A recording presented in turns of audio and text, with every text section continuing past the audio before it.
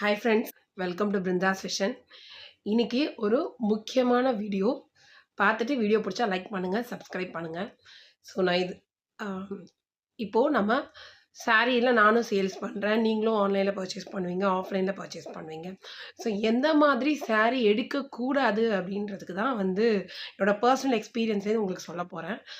ரொம்ப யூஸ்ஃபுல்லாக இருக்கும் இந்த வீடியோ, மிஸ் பண்ணாமல் பாருங்கள். முடிஞ்ச வரைக்கும் ஷார்ட்ஸ் மாதிரி நான் போட்டுடுறேன் இதை.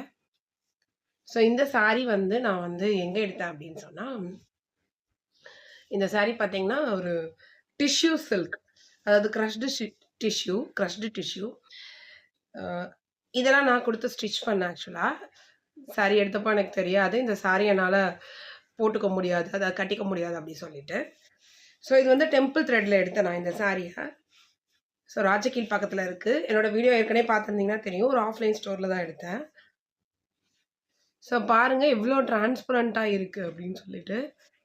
ஸோ இந்த மாதிரி க்ரஷ்டு டிஷ்யூ எடுக்காதீங்க. எடுத்தாலும் ஒரு தடவைக்கு 4 தடவை யோசிச்சு பாருங்கள், ஃப்ளீட்ஸ் வச்சு பாருங்கள்.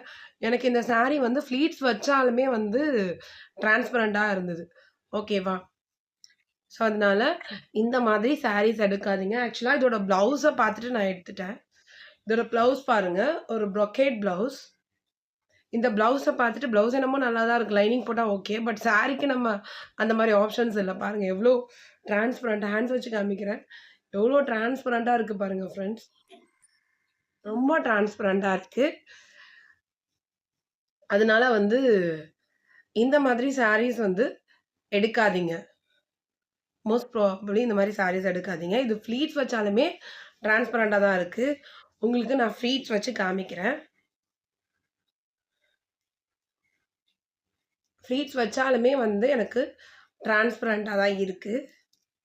ஸோ பார்த்து சூஸ் பண்ணுங்கள். ஸோ ஃப்ளீட்ஸ் வச்சுருக்கேன்.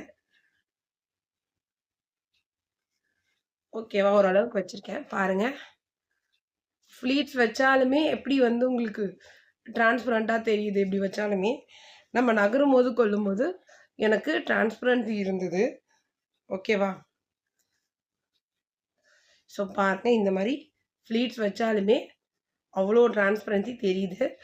ஸோ இந்த மாதிரி சாரீஸ் பர்ச்சேஸ் பண்ணாதீங்க. ஏன்னா நம்ம ஒரு ப்ரொஃபஷனலில் ஒர்க் பண்ணும்போது இந்த மாதிரி சாரீஸ் ரொம்ப டிரான்ஸ்பரண்ட்டாக இருந்தது.